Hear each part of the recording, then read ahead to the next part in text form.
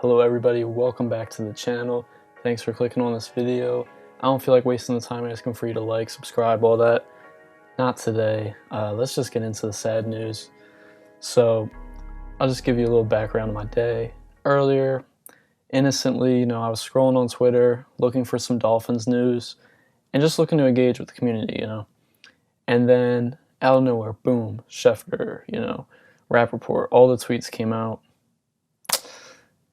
And this news, it hurt me. It hurt, and that's a hard feat to do on Attack on Titan Sundays, one of my favorite days of the week. So, just scrolling, and then boom, Aaron Jones re-signs 4 years, $48 million, I don't know, whatever the guarantees are, re-signs with the Packers. And that led to some disappointment, I felt, dropped in my stomach, my heart, it hurt.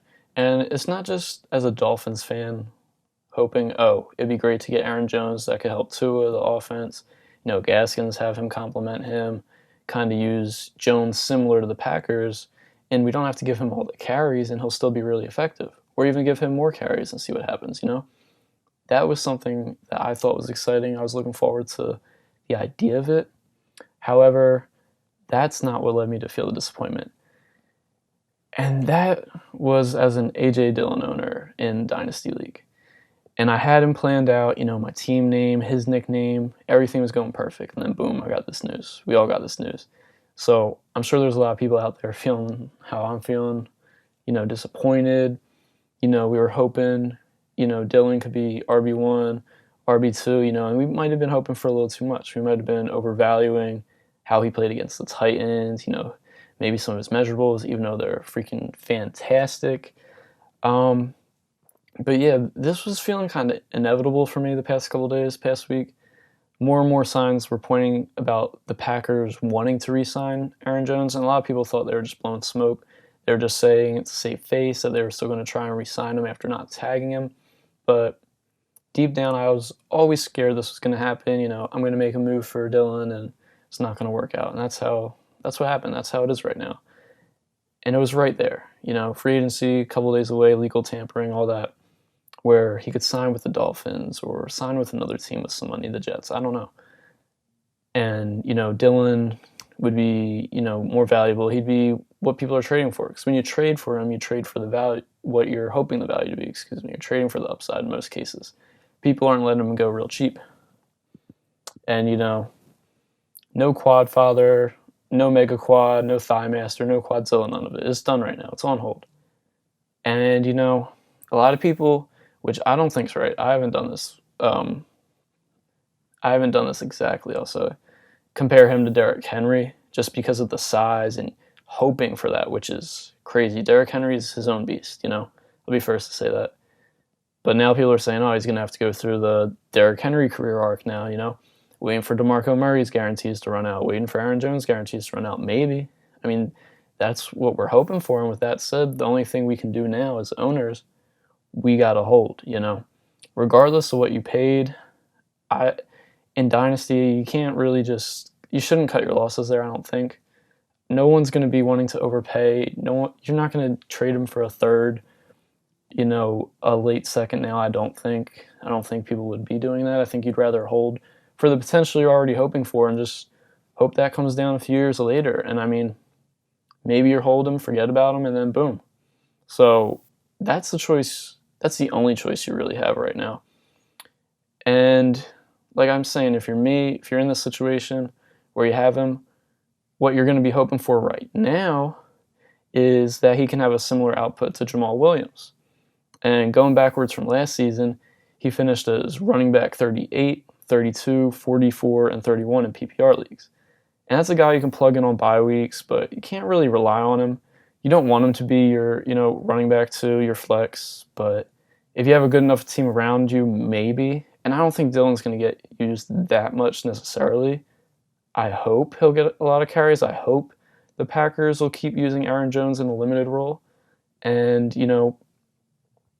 that's all we can do is hope and hold, really. So right now, he's really just a high-valued handcuff, maybe. We got to be patient. That's the hardest thing to do. That's the hardest thing to do is to not get, too upset and panic. Do this and that with your leagues, with your teams, doing all these crazy trades right now. trying to save face, I guess. But you can acquire other running backs if you really were relying on Dillon. There is guys out there I'm sure you can, acquire. And you don't have to acquire guys right now for next season. You're not playing any games anytime soon. So your roster doesn't need to be complete. You don't need to have that running back on your roster yet. You can wait. Even if it's a week or two in the season, it doesn't have to happen right now. So I would recommend not going too crazy, not getting, too hell-bent on getting your guy right now.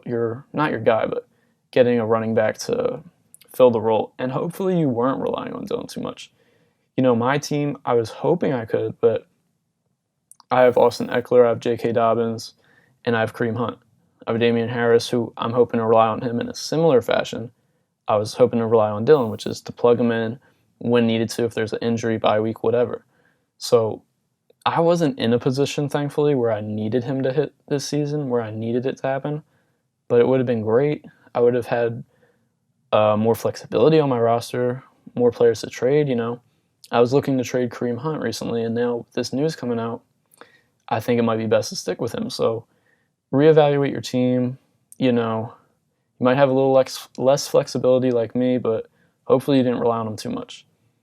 So I want to talk about my experience with Dillon, which, I just want to talk about acquiring him. So a month or so ago, I traded 209 and Chase Edmonds for him. And, that was, of course, with the potential, with hoping for it. And I don't think I overpaid too much. I mean, if you look at it now, yeah, that's not a trade I'd make. And the second round's looking good in the rookie drafts, I get it. But I think that was a fair price. I didn't overpay too much. I know a lot of people recently have paid firsts and more than that and paid really good starters for Dillon, which I would have had a hard time doing. And I'm sorry if you did do that. I've seen that in the Discords a few days ago in the Dynasty Discord, and that's going to be a tough one to swallow. But you got to be patient. You got to hope you didn't build your team around him. That would be a really big mistake. And with saying I wouldn't do the move now, it's not to say I regret it, because I don't. I've followed this practice, and it's burned me each time, but I'm hoping it'll hit eventually. But you want to go, high risk, high reward, and that's what AJ Dillon was. Really risky, like we all know. I'm not going to say it again about the contract that Aaron Jones just signed, but if it works out, it was going to be great. He had such a high upside, and it didn't right now. I did the same thing after week 1, and this was my first year of Dynasty League. I traded Gardner Minshew in a Superflex for Benny Snell. He had 10 points against the Giants. There was all the talk, Connor's washed. He's going to be out a couple weeks. Snell has it in him. He's going to be the new, lead back for the future. And I thought, the top running back in the Steelers offense, the way that's been the past couple of years, I can't pass that up. I got to chase that. I got to try and get it. And I got too focused on him. But I did go for the high risk, high reward. And that didn't work out. And for a while, it looked really bad, especially with all the Minshew hype.